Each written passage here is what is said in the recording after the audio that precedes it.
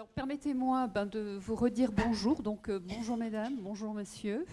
Merci beaucoup à votre association, au président et donc aussi au bureau du conseil d'administration, à vous aussi Isabelle, donc de m'accueillir. Et sachez aussi que je serai ravie d'être la 861e ou 961e ou 981e adhérente de votre association. Et voilà, je vous remercie donc de m'accueillir et de pouvoir aborder avec vous une thématique qui est celle des mesures de protection et des différentes possibilités donc pour anticiper aussi une mesure de protection éventuelle qui, comme vous allez le voir, si on peut éventuellement voir tout de suite les chiffres, s'il vous plaît. Voilà, à titre d'exemple, il y a en France beaucoup plus de personnes qui sont sous mesure de protection que d'adhérents. Vous voyez, on n'a pas le chiffre qui apparaît, s'il vous plaît. Voilà, je vous remercie. Alors, j'ai vu aussi que malheureusement, pour les personnes qui sont un peu loin, on ne voit pas forcément tout ce qui est mentionné. Donc, je vous prie de m'en excuser au moment où j'ai mis en place les slides. C'est une chose à laquelle je n'ai pas forcément pensé. Donc, pour certains points, je me permettrai de les relire pour que tout le monde puisse les entendre, à défaut de pouvoir les voir. Donc, en France, le ministère de la Justice a fait un dernier point en la matière pour l'année 2016. Il y avait 730 000 personnes majeures, je ne vous parle que de personnes majeures, là, qui sont sous mesure de protection juridique. Voilà. Ce qui est intéressant aussi de voir, c'est l'évolution, c'est-à-dire qu'en nombre de personnes sous mesure de protection, en 2 ans, puisqu'il y avait un dernier pointage qui avait été fait en 2014, il y a une évolution de 6,5%. Voilà. Ce qui représente, si vous prenez la population française, quand vous croisez une personne majeure, vous avez une probabilité que 1,5, excusez-moi, c'est les statistiques, 1,5 personnes que vous croisez soient sous mesure de protection juridique. Voilà. Ce que l'on remarque aussi, c'est aussi, excusez-moi l'expression, le turnover en la matière. C'est-à-dire qu'il y a aussi chaque année, et cela aussi ça s'accroît, de plus en plus de nouvelles personnes qui sont sous mesure de protection. Vous voyez, là, en 2016 aussi, a été acté que plus de 82 000 personnes étaient sous mesure de protection pour la première fois. C'était une ouverture de mesure. Ce qu'on remarque par rapport à cela, c'est que presque une fois sur 2, dans le cadre de l'ouverture de la mesure, c'est confié à la famille, ce qu'on appelle les tuteurs familiaux. Voilà. Ce que l'on remarque aussi, je peux vous le dire puisque je connais bien les chiffres, je les suis de près, c'est que dans le cadre après de l'exercice, on remarque malheureusement aussi qu'il y a que les mesures viennent aussi à être retirées aux familles parce que les tuteurs familiaux ont des problématiques pour faire face aux obligations légales qui sont mises en place dans le cadre d'une mesure de protection juridique et que le juge n'a pas d'autre alternative qu'après deux rappels à l'ordre, si je puis dire, par rapport au texte de loi, que de devoir dessaisir la famille pour confier la mesure de protection à un service tutélaire ou un mandataire à titre privé. Voilà. Juste une dernière petite remarque, parce que je reviendrai là-dessus, et ce qui me semble le plus important aujourd'hui de vous exposer, même si quand je vous parle de mesures de protection, je suis obligée de les balayer même rapidement, mais de vous dire ce qui existe, je voudrais insister sur un point qui n'est pas très connu, qui s'appelle le mandat de protection futur. Voilà. Et en France, aujourd'hui, il n'y a que 5000 mandats de protection future, ce qui n'est rien, alors que c'est quelque chose qui a été créé par la loi de 2007. C'est rien, 5000 mandats de protection future. À peine 1000 ont même été activés, alors que je vais vous en parler, ça peut être la solution de sérénité pour toute personne, et je dis bien toute personne, parce que personne n'est à l'abri de faire l'objet d'une mesure de protection. On peut tous avoir un accident, on peut tous à un moment avoir une maladie. Voilà.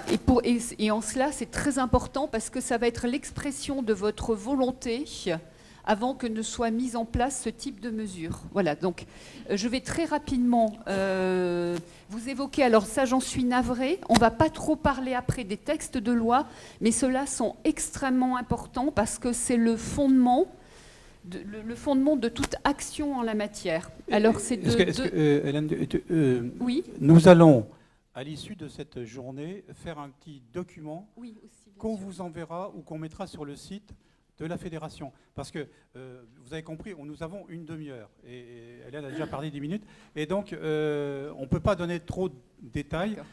Mais on fera un gros travail après de compilation. Voilà.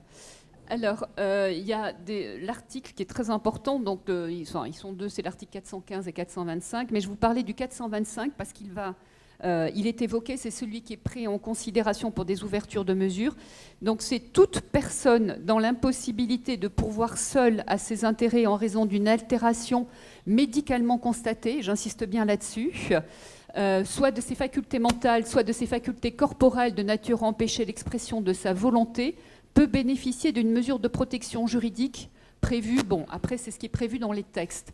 Donc si vous voulez, il y a un premier fondement, donc qui est la loi. Et ce fondement qui est déjà évoqué dans la loi, parce que, heureusement, nous ne retrouvons pas sous mesure de protection s'il n'y a pas un avis médical qui est formulé. Et donc, c'est cet avis médical qui est indispensable pour ouvrir toute mesure de protection. Voilà. Alors, en cela, ce n'est pas un avis médical qui, par exemple, peut être émis par votre médecin traitant. C'est des médecins qui sont spécialisés, qui ont fait aussi la démarche d'être référencés auprès du procureur de la République qui tient une liste. Et ce sont donc des médecins qui sont spécialisés pour pouvoir faire passer ce type d'entretien et pour pouvoir donc évaluer au niveau médical si vous nécessitez ou pas une mesure de protection et quel type de mesure de protection aussi ils conseillent. Voilà. Donc on peut... très rapidement aussi, quels sont aussi les autres principes qui doivent être respectés? D'abord, il faut qu'il y ait une légitimité aussi pour initier une mesure de protection, et tant mieux. C'est-à-dire que ça peut être la personne elle-même qui estime qu'elle va avoir besoin d'une mesure de protection qui en fait la demande. Ça peut être un membre de sa famille, ça peut être un de ses proches. En tout cas, il faut qu'il y ait vraiment un lien, parce que quand la demande va être faite, il y a un écrit où il faut aussi motiver la raison pour laquelle vous pensez que la personne a besoin d'une mesure de protection. Voilà. C'est-à-dire, c'est quand même aussi rassurant. Il y a un avis médical, mais il y a aussi des informations circonstanciées qui vont être envoyées au juge des tutelles pour expliquer pourquoi vous faites la démarche. Toujours dans cette optique-là aussi, c'est-à-dire qu'une fois que le juge a le dossier et va l'examiner, vous êtes aussi amené à rencontrer, si vous initiez la demande, à rencontrer donc le juge des tutelles pour expliquer davantage et avoir un entretien avec lui. Et surtout, ce qui est très important, et j'expliquais, c'est le principe du contradictoire, c'est que la personne qui est susceptible donc d'avoir une mesure de protection, celle pour laquelle vous écrivez, doit normalement, c'est le principe, avoir un entretien avec le juge. Sauf un cas de figure où, et là l'avis médical est important, c'est si le médecin estime que la personne, pour des raisons de santé, pour des raisons de santé, il vaut mieux la dispenser de cet entretien avec le juge. Voilà. Ce sont des cas très rares. Ça doit de toute façon après être pris en compte par le juge qui va le motiver dans son jugement s'il a pris une décision de mise sous protection sans avoir rencontré la personne. Voilà. Après, il y a des principes donc, auxquels fait attention le juge. La nécessité, ça c'est évident, nécessité de la mesure. Subsidiarité, c'est-à-dire le juge va choisir, si la personne a par exemple signé un mandat de protection future, et ça c'est important, le juge ne va pas mettre en place une tutelle ou une curatelle, il va faire prévaloir le mandat de protection future. Subsidiarité aussi, c'est dans le sens où le juge va toujours choisir la mesure la moins pénalisante pour la personne, en fonction bien sûr de son état de santé. Et la question aussi de la proportionnalité, c'est-à-dire qu'il existe des types de mesures, mais le juge peut vous faire, entre guillemets, si je puis dire, du sur-mesure, c'est-à-dire il peut aménager une mesure de protection en fonction de la personne. Voilà. Hélène, est-ce qu'on peut dire, par rapport à ça, qui est important, j'ai souvent entendu, moi je voudrais mettre ma mère en tutelle. Non, on demande une mesure de protection au juge qui va décider de le type de mesure. C'est ce que vous venez de nous dire. Oui. C'est ça la proportionnalité. Tout à fait, qui va... rencontrer la personne qui fait la demande, l'enfant, et qui va aussi, bien évidemment, donc rencontrer la maman qui fait l'objet de la demande, et qui va voir donc l'avis médical, parce qu'à la base, la première chose, c'est le médecin à la base. Sans ça, ce n'est pas la peine de faire la moindre démarche. Et voilà. Et le juge, le juge est le garant suprême donc de l'intérêt de la personne protégée. Je vais vous donner juste un titre d'exemple. Par exemple, le juge peut rencontrer la personne pour qui une mesure est donc à l'étude. La personne va dire qu'elle souhaiterait avoir comme tuteur ou curateur telle personne. Il se trouve que, par exemple, on va dire on va dire par exemple c'est une dame, hein, puisque les dames sont à l'honneur en ce moment, qu'elle vit avec une personne dont les enfants pensent que peut-être la personne n'est pas forcément très honnête par rapport à la gestion du patrimoine de leur mère. La maman donc va demander au juge que ce puisse être son compagnon qui soit le curateur ou le tuteur. Et le juge ayant eu l'information par la famille, il a même d'ailleurs le juge la possibilité de mettre en place une enquête sociale. Le juge, dans l'intérêt même de cette maman, va préférer ne pas confier la mesure de protection à son compagnon, même si elle en fait la demande. Voilà. La volonté, normalement, est entendue, mais si le juge estime que ce n'est pas éventuellement de l'intérêt de la personne, le juge prendra une autre disposition. Voilà. Donc, on va... Alors, très rapidement, il y a les différents types de mesures qui existent. Alors, celle-ci, c'est une des vraiment les moins utilisées. Ça s'appelle la sauvegarde de justice. Elle est temporaire, elle est limitée dans le temps, comme vous voyez. Souvent, elle peut être initiée parce que quand vous demandez une mesure de protection, ça peut être long. Ça peut parfois mettre presque une année. Donc, quand il y a vraiment urgence, le juge peut décider de mettre une sauvegarde de justice en place en attendant, si vous voulez, qu'une mesure telle qu'une curatelle ou une tutelle soit mise en place. Alors, après une curatelle simple, alors ça, c'est la plus légère des mesures en termes de curatelle. Ce n'est pas non plus la plus utilisée, puisque là, c'est une mesure d'assistance qui est faite, et surtout en fonction du patrimoine de la personne. Parfois, il peut y avoir une action qui va concerner une assistance à la personne, mais assez souvent, dans les faits, c'est plus par rapport au patrimoine. Voilà. La personne continue à gérer ses ressources, ses revenus, par exemple, au quotidien, ses comptes courants, mais pour tout ce qui est patrimoine, c'est ce type de curatelle. Alors, après la curatelle renforcée, alors, qui est la mesure de protection en termes de curatelle et d'assistance, donc qui est la plus utilisée, hein, j'allais dire, elle est 90 fois sur 100. La curatelle est une curatelle renforcée. Alors, vous voyez, sa durée initiale est de 5 ans. Une mesure, il faut le savoir, une mesure peut être renouvelée autant de fois que nécessaire. Elle peut être renouvelée, normalement, ce devrait être renouvelé à l'identique, mais pour des raisons médicales, donc encore l'avis très important du médecin expert, pour des raisons médicales, elle peut aller à un renouvellement parfois jusqu'à 20 ans. Ça, c'est la durée maximum. Voilà. J'aurais dû tout de suite aussi le préciser, sachant que quand vous êtes sous mesure de protection, vous pouvez toujours faire aussi la demande de pouvoir avoir une main levée de la mesure. Pour cela, pareil, il faut que vous rencontriez un médecin expert avec un avis médical qui va étayer votre demande. Voilà. Hein, on n'est pas forcément avis sous mesure de protection, et tant mieux. On peut aussi solliciter du juge le changement de curateur ou de tuteur, parce qu'on a l'impression qu'on est coincé, on est coincé par l'aspect juridique. Le mandataire judiciaire, il reste quand même soumis à la décision du juge. Et il y a beaucoup de gens qui ne s'accordent pas, il faut bien le savoir, avec les curateurs ou les tuteurs. On peut en changer. Tout à fait. Et il ne faut pas hésiter, si vous êtes sous mesure de protection et que quelqu'un aussi de votre famille a des remarques à faire par rapport à la façon dont interviennent éventuellement donc, des curateurs ou des tuteurs professionnels, vous êtes tout à fait libre, et c'est votre droit, d'écrire au juge pour faire part de vos remarques et voir jusqu'à aller demander un changement de la personne qui exerce la mesure de protection. Voilà, sachez-le bien. Donc la curatelle renforcée, c'est une mesure d'assistance et de contrôle. C'est ainsi que c'est spécifié dans le Code civil. Ça peut être au bien, donc par rapport à votre patrimoine et à vos ressources, mais ça peut être aussi à la personne, et ça peut être bien sûr quand elle est complète et par rapport au bien et aussi par rapport à la personne.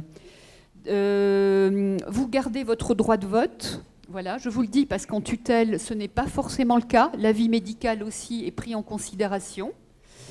Donc l'intégralité des ressources est gérée par le curateur. Par rapport aux actes concernant votre patrimoine, une distinction est faite entre les actes de disposition et les actes d'administration. Alors, les actes d'administration, c'est pour des dépenses qui n'engagent pas votre patrimoine, qui sont des dépenses courantes. J'allais dire, par exemple... payer l'assurance de la maison. Payer l'assurance, on peut le faire. Ça, c'est un rôle... Voilà, il n'y a pas nécessité éventuellement de demander une autorisation particulière au juge. Mais si, par exemple, vous avez besoin à un moment de vendre un bien immobilier, ce type de demande nécessite de faire une requête au juge, d'avoir une autorisation en la matière. Comme je dois avancer dans le temps, est-ce qu'on peut... Voilà, on va passer à la tutelle. Alors ça, c'est la mesure la plus pénalisante, la plus restrictive. Voilà. Alors ça... Il y a une petite modification, alors excusez-moi, il y a une toute petite modification au niveau de la durée qui est arrivée récemment, c'est-à-dire même en termes de première ouverture de la mesure. Avant, c'était de 5 ans. La loi est passée. Il y a une possibilité, pareil, avec un avis médical circonstancié, de la passer à 10 ans. Alors, ça concerne plus particulièrement peut-être des personnes, par exemple, atteintes de la maladie d'Alzheimer, avec une avancée, malheureusement, une avancée de la maladie assez importante, parce que, comme je vous l'ai dit, pour être aussi privatif de liberté et que ce soit aussi long dans la durée, il faut nécessairement qu'il y ait une justification médicale qui se fasse aussi en fonction de l'avancée aujourd'hui de la maladie et de la connaissance aussi des traitements qui peuvent être appliqués. Voilà. Donc, par rapport à cela, la durée initiale peut donc aller jusqu'à 10 ans et le renouvellement, pareil, peut aller jusqu'à 20 ans. Voilà. Alors là, c'est une mesure non plus d'assistance et de contrôle, mais c'est carrément une mesure de représentation de la personne. Voilà. Il y a éventuellement, alors ça aussi, ça a été un changement, mais qui date d'un peu plus, une possibilité aussi pour que la personne puisse garder son droit de vote, mais ce n'est pas systématique comme ça peut être le cas pour la curatelle. Voilà.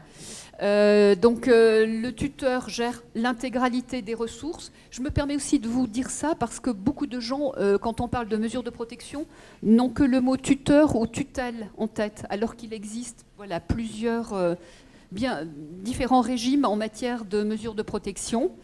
Il faut donc aussi systématiquement l'accord du juge pour tous les actes de disposition. Donc c'est ce que je vous ai expliqué, c'est tout ce qui touche au patrimoine de la personne, sachant aussi que la notion de patrimoine est appréciée aussi en fonction, j'allais dire par exemple le patrimoine comme une dame qui est assez célèbre et dont on a tous entendu parler, qui était par exemple Madame Bettencourt. Il est vrai que Madame Bettencourt, si elle engage une dépense pour acheter un véhicule, ce n'est pas tout à fait la même chose qu'une personne, par exemple, qui n'aura que la hache et qui va engager ce type de mesure. On peut estimer, par rapport à sa situation patrimoniale, qu'on arrive dans un acte de disposition et qu'il est plus judicieux de demander l'accord du juge en la matière. Voilà. Il faut aussi savoir que ce soit en curatelle ou en tutelle, tous les ans, le tuteur ou le curateur doit, et même si c'est un tuteur ou un curateur familial, et c'est là le gros problème souvent pour les tuteurs familiaux, envoyer un compte-rendu de gestion. C'est une obligation légale. Et pour intervenir, pour aider bénévolement des tuteurs familiaux, je peux vous dire que c'est vraiment là, entre guillemets, le nerf de la guerre et le motif pour lequel on est le plus souvent sollicité. Voilà. Et alors qu'il faut savoir une chose aussi importante, quand vous avez un tuteur ou un curateur familial et que la personne dont elle s'occupe a un très faible patrimoine, la loi prévoit qu'il est possible de demander au juge une dispense en matière de compte-rendu de gestion. Ce qui fait qu'on se retrouve souvent dans des situations avec mes collègues qui intervenons bénévolement à remettre, j'allais dire, d'équerre la situation et, dans la foulée, une fois que c'est acté par le juge, de conseiller au tuteur ou curateur familial de faire valoir cet article de loi pour demander qu'il puisse être après dispensé. Voilà. Parce que ce qui a créé finalement le problème, par une meilleure connaissance effectivement des textes juridiques, aurait pu lui permettre d'en faire la demande plus tôt et de ne pas se retrouver dans la situation où le juge a failli lui retirer la mesure de protection, très souvent d'un de ses parents ou enfants, parce que voilà, c'est l'obligation légale. Si vous ne demandez pas la dispense, voilà. Mais ça ne concerne que des tuteurs ou curateurs familiaux. Hein. Pour les professionnels, les services tutélaires ou les mandataires libéraux, il y a l'obligation d'envoyer ces comptes donc au greffier, au directeur du greffe. Hop, pardon, voilà. Après, alors ça c'est une nouvelle mesure aussi qui est... quand même, faut bien. Souvent, Pardon. on a entendu et on entend encore le tuteur, il a vendu la maison de ma mère ou etc. C'est pas vrai. C'est pas le tuteur a fait les formalités, mais le juge a décidé. C'est le juge qui décide. C'est pas le tuteur. Il ne peut pas décider ça. C'est le juge qui décide. Le tuteur, voilà, le tuteur il va initier avec la personne, parce que si vous vendez un bien, c'est que, j'allais dire, vous n'avez plus d'autres alternatives en termes pécuniaires. Donc, alors à titre d'exemple, hein, puisque ça a été mon quotidien pendant des années, donc à titre d'exemple par rapport à ça, si vous avez nécessité à un moment de vendre un bien, déjà vous avez l'obligation d'avoir minimum 2, voire 3 estimations. Voilà. Parce que le juge va aussi, et c'est logique, vous accorder le droit de vendre aussi avec une fourchette de prix. Parce que comme je vous l'ai dit, le juge est le gardien de l'intérêt de la personne. Il est très vigilant en la matière. Voilà. Donc, s'il veut bien acter qu'il y a effectivement nécessité de vendre, il va aussi faire en sorte que pour la personne dont le bien va être vendu, que ce soit vendu au mieux de son intérêt. Pour vous dire à titre d'exemple, un cas de figure aussi pareil, où très rapidement, oui pardon, mais toujours dans la même idée, le bien avait été estimé peut-être un peu trop par rapport au marché, si vous voulez, il n'y avait pas eu de vendeur. Il avait donc après 8 mois, on avait fait d'autres estimations puisque le marché était plutôt à la baisse. Il avait fallu demander une nouvelle autorisation du juge qui était d'accord sur l'acte de vente, mais il fallait retourner vers lui parce que la fourchette de prix qui avait initialement été arrêtée, voilà, il y avait eu des propositions, mais inférieures. Et le juge devait donc acter par rapport au prix. Voilà, excusez-moi pour cet aparté. Alors, sur la vente, non, absolument pas. Non. Alors, vous permettez que je réponde à madame ou après Oui, très rapidement, non, parce que elle a raison. Oui, il y a une question très importante qui est derrière. Oui, vous avez, c'est pour ça, enfin, c'est le financement, un financement des mesures de protection.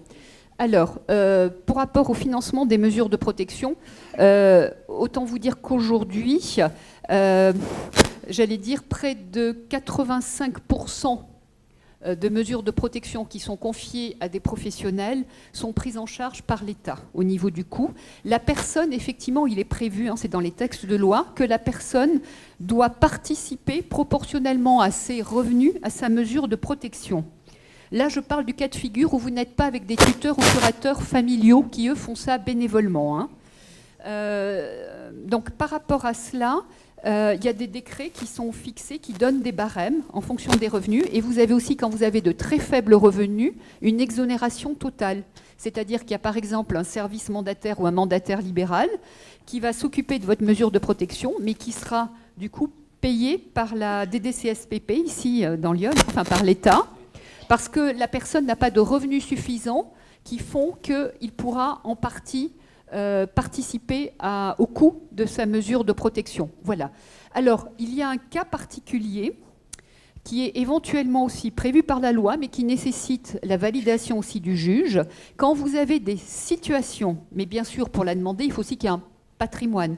Mais par exemple, quand vous avez une situation très complexe, qui va par exemple nécessiter que vous travailliez sur cette problématique plus, alors c'est le décret, hein, plus de 25 heures, qui va aussi vous amener à faire des déplacements. Il peut y avoir, vous savez, des fois des situations patrimoniales extrêmement complexes, qui peut vous permettre de faire une requête au juge pour demander à titre exceptionnel un émolument particulier.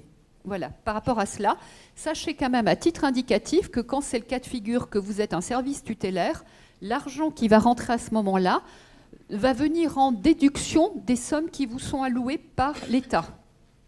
Voilà, donc ça ne va en rien gonfler, si je puis dire, les revenus du service tutélaire. Voilà, c'est une chose, par contre, un petit peu différente pour les mandataires à titre privé. Voilà, mais sachez-le bien, de toute façon, s'il y a un émolument particulier, il est fait en fonction de textes légaux et il est fait avec l'accord, enfin, avec une décision du juge. On ne peut pas se permettre de prendre l'initiative de retenir de l'argent dans le cadre d'une vente. Voilà. C'est hyper important. Alors, je voulais vous dire, je pense qu'il y a plein de questions qui méritent effectivement qu'on y réponde. Celle-là en est une. Moi, ce que je vous inviterais, c'est à noter sur un papier les questions, y compris même que vous nous les donniez pendant le déjeuner, etc. Parce que je pense que le sujet est tellement important qu'il faut qu'on donne plus d'éléments. Hélène Rondarts, ici, ne peut pas tout expliquer. Il faudrait 3 jours. Hein. Donc, on se chargera après de donner plein d'explications et on les rendra publiques. Hein. Oui, il n'y a aucun problème. Sur votre site aussi, je me permettrai aussi de vous donner les coordonnées du site de notre association, où vous avez déjà pas mal d'infos en la matière. Mais je continue parce que voilà, le temps est compté. Alors, l'habilitation familiale, qui est une mesure beaucoup plus récente, hein, qui a été mise en place qu'en 2016 et qui est, pour l'instant, d'après les premiers chiffres, un réel succès, hein, puisque, je vous le redis, peu importe, c'était mentionné tout au début, il y a eu 5000 mesures d'habilitation familiale sur l'année 2016, ce qui représente autant que des mandats de protection future qui existent, eux, depuis 2007. Hein. Alors, l'habilitation familiale, l'optique, c'est de, comment vous dire, que ce soit donc confié, ça porte son nom, aux membres de la famille, et que la personne donc, qui va représenter le membre de la famille en question ait de moins en moins la nécessité d'avoir recours au juge, ce qu'on appelle la déjudiciarisation des mesures de protection. Alors, par rapport à cela, quels sont les paramètres nécessaires pour envisager de le demander? D'abord, il faut qu'il y ait une bonne entente dans la famille. Le juge va vérifier que, par exemple, si ça concerne un des parents, que les enfants sont d'accord. À défaut, s'ils ne sont pas d'accord, en tout cas qu'ils ne s'opposent pas au fait qu'il y ait ce type de mesure.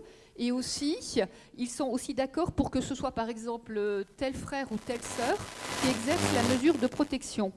Voilà, parce que c'est énumérer limitativement les personnes de la famille qui peuvent exercer cette habilitation familiale. Voilà, ça peut être les ascendants, les descendants, ça peut être aussi le conjoint, ça peut être il y a la vie commune hein, qui rentre en ligne de compte. Si par exemple vous êtes toujours marié mais vous êtes en procédure de divorce, ça ne sera absolument pas la personne par rapport à laquelle vous allez être séparés. Il faut qu'il y ait une vie commune. Ça peut être donc des liens qui soient par le biais du Pacs ou par aussi le biais du concubinage. Voilà. Ça peut être aussi le frère et la sœur. C'est énuméré donc limitativement, d'où vraiment son terme d'habilitation familiale. Voilà. Dans ce cas-là, comme vous pouvez le voir, c'est pour ça que je vous l'avais lu tout à l'heure, c'est l'article 425. Pour y avoir recours, il faut donc que la personne soit hors d'état de manifester sa volonté, même si malgré tout, le juge va essayer aussi d'avoir son avis. Moi, a priori, pour les familles qui s'orientent vers cette solution, je conseille aussi aux enfants ou aux parents d'essayer d'avoir au moins un témoignage d'une personne qui pourra dire qu'on a demandé, par exemple, au papa ou à la maman qui a par exemple une maladie d'Alzheimer assez avancée, parce qu'il y a quand même des moments de lucidité, si éventuellement pendant ce moment de lucidité, elle peut lui en parler, et voilà, s'il peut y avoir une trace par rapport au fait, par exemple, que son parent est plutôt d'accord sur l'idée qu'il y ait une habilitation familiale qui soit mise en place et que ça soit géré par tel ou tel de ses enfants. Voilà. Est-ce qu'on peut, Hélène, axer sur le mandat? Oui. Parce que c'est vraiment là que je souhaitais qu'on... D'accord, oui. C'est dommage parce que, bon, je ferai un topo sur l'habilitation familiale par écrit parce que c'est aussi une mesure intéressante. Oui, non. Je ne veux pas faire d'interrogation écrite. Désolée. Alors, donc, dernier point. Donc, le mandat de protection future, ce dont je vous parlais. Alors, effectivement, on peut être étonné qu'il n'y en ait que 5000. Mais très sincèrement, si je vous demande là, à brûle-pourpoint, est-ce que vous connaissez ce qu'est un mandat de protection future? Est-ce que vous en aviez déjà entendu parler avant Voilà. Donc j'allais dire, la première raison pour laquelle il y a très peu de mandats de protection future, c'est que malheureusement, ce n'est pas un mécanisme, enfin, voilà, ce n'est pas quelque chose dont on parle beaucoup. Autant je pense que tous vous avez entendu parler d'une tutelle, mais voilà, un mandat de protection future, c'est quelque chose dont vous allez peut-être entendre parler ici pour la première fois. Alors, sachez que c'est un mécanisme qui a été inspiré du droit canadien et du droit allemand, parce que ça fonctionne merveilleusement bien au Canada. Donc voilà, c'est quelque chose qui, dans son mécanisme, avait déjà été testé dans d'autres pays et dont le législateur français s'est inspiré. Donc l'idée, si vous voulez, qui est très intéressante, c'est d'introduire donc dans le droit français cette notion donc d'autonomie de la volonté de la personne majeure dans le cas de figure où elle ait la nécessité un jour de devoir faire l'objet d'une mesure de protection. Donc c'est à tout un chacun, nous sommes donc libres d'envisager si un jour on a une perte de notre autonomie ou de nos facultés intellectuelles et qu'on a besoin d'être, par exemple, représenté dans certains actes, on peut tout à fait l'anticiper. Voilà. Et c'est par le biais donc, de ce document, comme l'écrit, si vous voulez, enfin, bon, je ne vais pas vous embêter avec ça, je ne vais pas revenir là-dessus. Donc c'est prévu par le Code civil.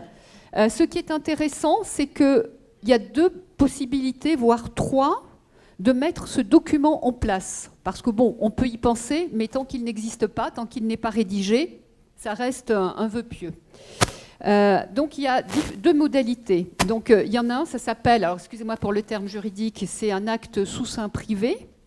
C'est-à-dire que c'est un document qui va être rédigé. Alors à titre d'information, la nomenclature, enfin, ce type de document, vous avez un document qui est mis à disposition sur les sites du gouvernement.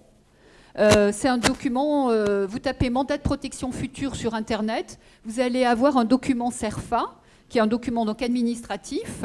Bon, je l'ai là à titre d'exemple. Il fait quand même un certain nombre de pages et qui vous aide parce qu'il va vous poser des questions. Et au travers donc de ces questions, ça va vous aider vous aussi à envisager qu'est-ce que pourrait être votre futur si vous aviez besoin d'une aide, enfin voilà, d'une représentation et d'une aide dans votre quotidien. Alors, par rapport à cela aussi, ce qui est important, c'est que dans ce document, vous y pensez, mais pour qu'il soit appliqué, il faut que, quelque part, vous y pensiez aussi avec les personnes, là où les personnes que vous allez charger de vous représenter ou de vous aider quand vous aurez donc besoin de recevoir une assistance ou d'être représenté. Ce document, il est absolument indigeste et je pense qu'il vaut mieux que vous conseillez aux gens de faire un acte notarié. Oui. Alors, bon, j'allais aussi... Enfin, bon, s'il faut le conseiller... Enfin, ok.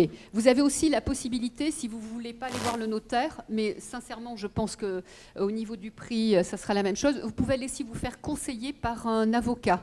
Un avocat peut vous aider à remplir ce document, mais là, ce n'est pas gratuit. Hein.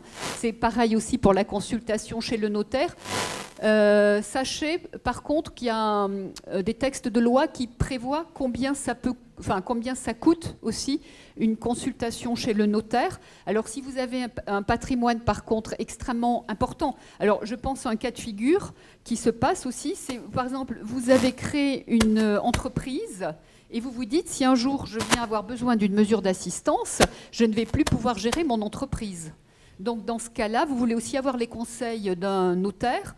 Et effectivement, comme vous savez que vous risquez d'en avoir, on va le dire, pour bien plus qu'1h30, voire 2 heures, pour expliquer et remplir un mandat de protection future, vous voyez avec votre notaire va vous dire par exemple, écoutez, la consultation, ça va être au final, ça va vous revenir à temps.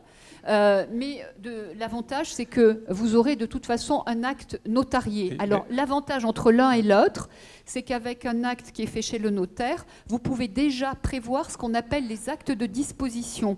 C'est-à-dire si vous imaginez que vous aurez besoin à un moment d'aller en maison de retraite, que vous avez par exemple 3 appartements, vous pouvez très bien prévoir déjà que vous souhaitez que ce soit, par exemple, le logement qui est situé, moi je ne sais pas, en Corrèze, que vous allez vendre d'abord, que vous préférez dans un deuxième temps, si c'est nécessaire, que ce soit votre domicile secondaire et que vraiment au dernier moment, ce soit par exemple la maison familiale. Hélène, on n'a plus qu'une minute. On n'a plus qu'une minute. Bon. Je suis vraiment désolée. Donc vraiment, en dernier, alors les avantages d'y recourir. Alors là, je suis désolée parce qu'il y en a tellement que j'ai dû, en plus j'ai dû faire une sélection et que du coup c'est écrit petit et je suis sûre que vous ne les voyez pas. Donc les avantages, si je me permets de revenir là-dessus, c'est d'anticiper et donc d'éviter, et je dis bien du coup éviter parce que dans le cadre, vous savez, je vous ai parlé de la subsidiarité, principe auquel le juge doit être vigilant, c'est-à-dire avant de décréter par exemple la mise en place d'une tutelle ou d'une curatelle, le juge va vérifier s'il n'existe pas un mandat de protection future. Parce que dans ce cas-là, c'est le mandat de protection future qui prévaut et c'est donc lui qui va s'appliquer. Et donc vous ne serez pas en tutelle ou en curatelle. Voilà. Et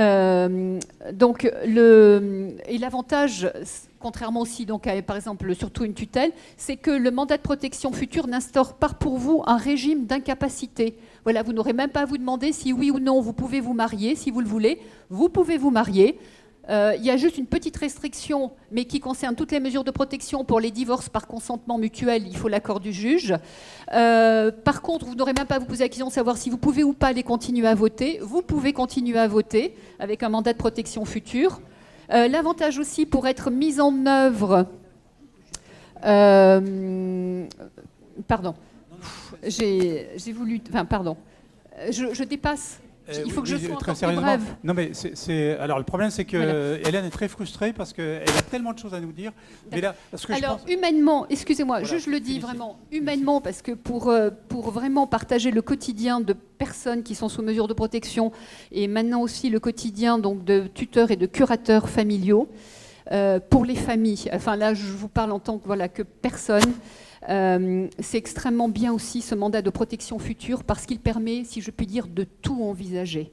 C'est-à-dire, comme vous le savez aussi, il peut y avoir des situations où on va se poser des questions ou pas sur un acharnement thérapeutique. Voilà. Vous pouvez, à travers ce document, déjà tout prévoir. C'est une tranquillité d'esprit pour vous, mais c'est aussi une tranquillité d'esprit pour vos proches qui vont savoir quelles sont vos volontés en la matière. Voilà, donc je vous parlais... pardon, voilà, si je peux me permettre, c'est vrai que... vous avez raison d'insister, merci, moi je veux applaudir parce qu'elle fait un exercice qui est absolument contraire à ses habitudes.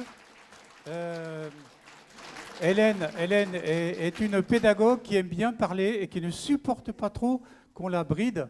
Mais là, on est obligé. En tout cas, merci. Alors, ce que je voulais, par contre, vous allez, dans la lettre de décembre que je vais vous envoyer, je mettrai les coordonnées de l'association d'Hélène Ondarts avec ses votre... qui n'est pas que mon association, on est plusieurs bénévoles. L'association. Pardon. Oui. L'avantage aussi, si vous le souhaitez, c'est que nous tenons des permanences dans les CCAS à Sens, à Auxerre, à Joigny et très prochainement à Vallon, où nous recevons, c'est sur rendez-vous ou sans rendez-vous, je dis bien aussi c'est sans rendez-vous, où nous recevons bénévolement et nous voilà, tout ce qui concerne les mesures de protection et aussi le mandat de protection future. Si vous voulez avoir d'autres informations, alors si déjà vous avez autrement aussi Internet, vous pouvez nous adresser aussi un courriel, vous pouvez nous téléphoner, on peut aussi convenir de rendez-vous téléphoniques ou de rendez-vous aussi à votre domicile si vous avez un problème pour vous déplacer, et tout ça est fait bénévolement. Voilà. Merci.